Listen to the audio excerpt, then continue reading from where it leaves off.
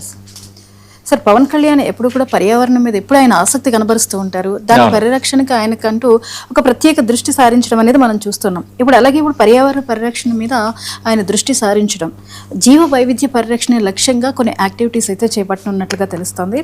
So అడవుల్లో నిఘా పెంచడం కానివ్వండి, ఇంకా అక్రమ వేటగాళ్ల సమస్యలు, వీటన్నిటి మీద దృష్టి సారించారు. సో ఈ యాక్టివిటీస్ ఇలా జరిగితే భవిష్యత్తులో పరిణామాలు ఎలా ఉండొచ్చు, ఎటువంటి ఫలితాలను ఇస్తాయి? అంటే పర్యావరణ మంత్రిగా అటవీ పర్యావరణం పంచాయతీరాజ్ గ్రామీణాభివృద్ధి శాఖలన్నీ ఇప్పుడు పవన్ కళ్యాణ్ చూస్తున్నారు డిప్యూటీ సీఎం గా. బట్ ఆయనకి కొంత పర్యావరణం అంటే కొంత అమితమైన ఆసక్తి అనేది ఒక ఆడపులి మృతదేహం పైన ఉప ముఖ్యమంత్రి స్పందించారు. ఎందుకంటే అడవులను కాపాడడం అంటే కేవలం చెట్లని అందరూ ఏమంటారు, చెట్లు నరికేవద్దు, జీవ వైవిధ్యం దెబ్బతింటుందంటే జీవ వైవిధ్యం దెబ్బతినకుండా ఉండటానికి చెట్లు నరకడమే కాదు, జీవ వైవిధ్యం కాపాడటానికి ఆ జీవ వైవిధ్యంలో భాగంగా కీలకమైన జంతువులు అవి కూడా బతకాలి. ఎందుకు ప్రతి సంవత్సరం టైగర్ సెన్సస్ చేస్తారు, ఎందుకు ప్రతి సంవత్సరం లైన్ మిగతా జాతులు సెన్సస్ చేస్తారు? ఎందుకంటే అవి ఉండాల్సిన రీతిలో ఉండాలి. ఉండడం వల్ల జీవ వైవిధ్యం అనేది కంటిన్యూ అవుతుంది. అవి తగ్గుతుండడం అనేది ఆందోళన కలిగించే అంశాలను ఎందుకు మాట్లాడుకుంటాం? మనకి జనరల్ గా మనం చూసేది టైగర్ అంటే అది మనల్ని అటాక్ చేస్తుంది, చంపేస్తుందనే. కానీ అడవుల్లో టైగర్స్ ఉండాలి, అడవుల్లో సింహాలు ఉండాలి. ఈ జీవ వైవిధ్యం కంటిన్యూ అవడానికి దేని స్థితి దానికి ఉండాలి. ఆ నేపథ్యంలోనే ఇప్పుడు పవన్ కళ్యాణ్ అయితే కొంత సీరియస్ గా తీసుకుంటున్నారు. మనం చూస్తే ఈ నాగార్జున సాగర్ శ్రీశైలం టైగర్ రిజర్వ్ పరిధిలో ఒక ఆడపులి మరణించింది. అయితే పవన్ కళ్యాణ్ వెంటనే రెస్పాండ్ అయ్యారు. ప్రకాశం జిల్లా గిద్దలూరు డివిజన్ లో రాచర్ల బీట్ లో అయితే ఈ ఆడపులి మృతదేహం లభించింది. పవన్ కళ్యాణ్ దీనిపై ఆందోళన వ్యక్తం చేశారు. ఇది సాధారణ ఘటన కాదు, మొత్తం పర్యావరణ వ్యవస్థకే ఇది నష్టం కలిగించేదంటూ ప్రస్తావిస్తున్నారు. అలాగే అసలు ఈ ఆడపులి ఎలా మరణించింది, అనారోగ్యంతో మరణించిందా లేక సహజ మరణమా, విషప్రయోగం ఏమైనా జరిగిందా, వేటగాళ్ళ దుశ్చర్య, ఇంకేమైనా మానవ ప్రమేయం ఉందా, ఈ అన్ని కోణాల్లో దర్యాప్తు చేయాలని ఆయన ఆదేశాలు జారీ చేశారు. అంటే ఒక శాఖగా ఒక బాధ్యతగా ఆయన ఫెయిల్ అవుతున్నారు, అందరూ బాధ్యతగా పని చేయాలి అన్న ఒక ఇండికేషన్ కూడా ఇందులో మనకు కనిపిస్తోంది. లేటెస్ట్ గా మనం చూస్తే కుంకి ఏనుగులు చూసాం. అవి ఏంటంటే ఆంధ్రప్రదేశ్ లో ప్రధానంగా చిత్తూరు జిల్లా, అలాగే ఉత్తరాంధ్రలో మన్యం పార్వతీపురం, ఈ రెండు జిల్లాల్లో ఏనుగుల బెడద ఎక్కువగా ఉంది. ఈ ఏనుగులు మిగతా రాష్ట్రాల సరిహద్దులు దాటి రావటము, పంట పొలాలని ధ్వంసం చేయటం, తర్వాత మనుషులపై దాడికి పాల్పడటం, అలాగే ఈ గుంపు నుంచి కొన్ని ఏనుగులు తప్పిపోయి గందరగోళం సృష్టించడం, ఇవన్నీ పెద్ద సమస్యగా మారిపోయింది. అందుకు పవన్ కళ్యాణ్ అటవీ పర్యావరణ బాధ్యతలు తీసిన తర్వాత ఒకటి దీన్ని ఎట్లా నివారించాలి, ఎలా అలర్ట్ చేయాలి, అవి వాటిని సరైన మార్గంలో వాటిని ఎట్లా చూపించాలి, వీటితో పాటు మనకి తెలిసి మొన్న వీటిని అంటే ఇలాంటి గుంపులకి ఒక కొంత ఎదుర్కొనేటట్టు, ఇలాంటి గుంపులకి ఒక లైన్అప్ చేసేటట్టుగా ఏనుగుల్ని మొన్న తెచ్చారు, కుంకి ఏనుగుల్ని. ఈ కుంకి ఏనుగుల్ని ఏం చేశారంటే ఈ ప్రాంతాలకు ఇచ్చారు, వాటి కొంత ట్రైన్అప్ చేశారు.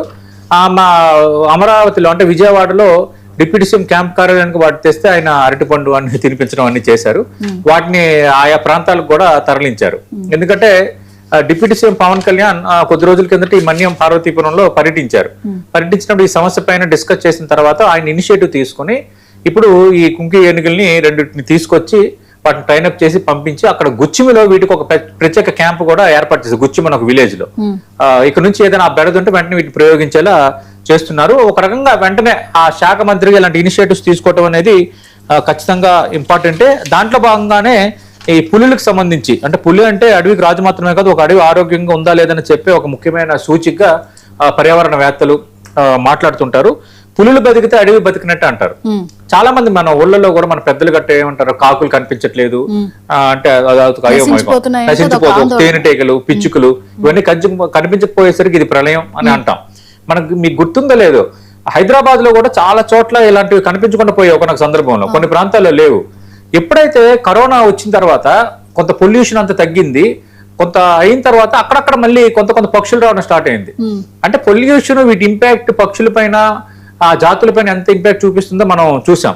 వీటన్నిటిని కూడా ఒక పాఠాలుగా పవన్ కళ్యాణ్ తీసుకున్నారు. దాంట్లో భాగంగానే ఈ పవన్ కళ్యాణ్ ఈ ఇనిషియేటివ్ తీసుకున్నారని మనం అనుకోవాలి.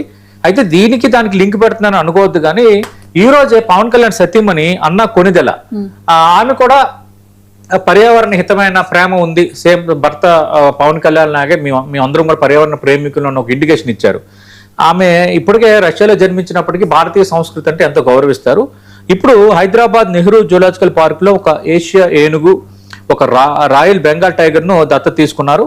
వాటి ఆహారము, వైద్య సేవలు, నిర్వహణ ఖర్చులకు స్వయంగా నేనే భరిస్తానని ఆమె ముందుకొచ్చారు. అలాగే పవన్ కళ్యాణ్ విశాఖపట్నం జూలో జిరాఫీని దత్తత తీసుకున్నారు. ఇప్పుడు అన్నా కొనుదల కూడా అదే మార్గంలో నడవడం అనేది రియల్లీ ఎప్రిషియేటెడ్. ఏదేమైనా మనం చూస్తే 1 by 1 ఒక పులి మరణాన్ని అంత సీరియస్ గా ఒక మినిస్టర్ తీసుకోవటం, అలాగే ఏనుగుల సమస్యను గుర్తించి కుంకి ఏనుగుల్ని తెప్పించి ఆయా ప్రాంతాల్లో పెట్టడం, అలాగే జూల్లో జంతువుల్ని దత్తత తీసుకోవటం, ఇవన్నీ కూడా మంచిదే. పర్యావరణం అనేది నిలబడాలి భవిష్యత్ తరాలకి. ఆ పర్యావరణం బాగుంటే అంతా బాగుంటుంది. పర్యావరణం నాశనం ఎప్పుడైతే ప్రారంభమవుతుందో ఇంకా ప్రపంచం నాశనం అయ్యే పరిస్థితి వస్తుంది. కాబట్టి దీన్ని ఒక బాధ్యత గల రాజకీయ నాయకుడిగా పవన్ కళ్యాణ్ ఇనిషియేటివ్ తీసుకోవడం అనేది ఖచ్చితంగా ఎప్రిషియేట్ చేయదగింది. అంటే ఇక్కడ జీవ వైవిధ్యం మీద మాత్రమే కాకుండా అటవీ ప్రాంత సమీపంలో ఉన్న గ్రామాల ప్రజల మీద కూడా ఆయన దృష్టి సారిస్తూ ఇటు రెండింటిని బ్యాలెన్స్ చేస్తూ రావడం. అవును. సో ఓవరాల్ గా పవన్ ప్రయత్నాలు ఈ పర్యావరణ పరిరక్షణ, వైవిధ్యం కాపాడే విషయంలో ఆయన వ్యూని మీరు ఎలా ప్రస్తావిస్తారు? అంటే వ్యూ ఏమి లేదు. అంటే ఒక పొలిటీషియన్ కి ఖచ్చితంగా ఒక వ్యూ అనేది ఉండాలి. సరే, ఆయన స్వతహాగా ఆయన ఒక విలక్షణ వ్యక్తి పవన్ కళ్యాణ్. సరే, కొన్ని మైనస్లు ఉండొచ్చు, కొన్ని ప్లస్లు ఉండొచ్చు. కానీ మంత్రిగా ఏం చేస్తున్నారు అనేది అత్యంత కీలకమైంది. ఇప్పుడు చాలా మంది చెప్తున్నారు అటవీ ప్రాంతంలో అటవీ శాఖ మంత్రిగా ఉండడమే కాకుండా ఆయన అద్భుతంగా గొప్ప ఇంటర్లింక్డ్ శాఖలు తీసుకున్నారు. పంచాయతీరాజ్ ఇవన్నీ మనకి పంచాయతీరాజ్ శాఖ అంటే జనరల్ గానే కనిపిస్తుంది.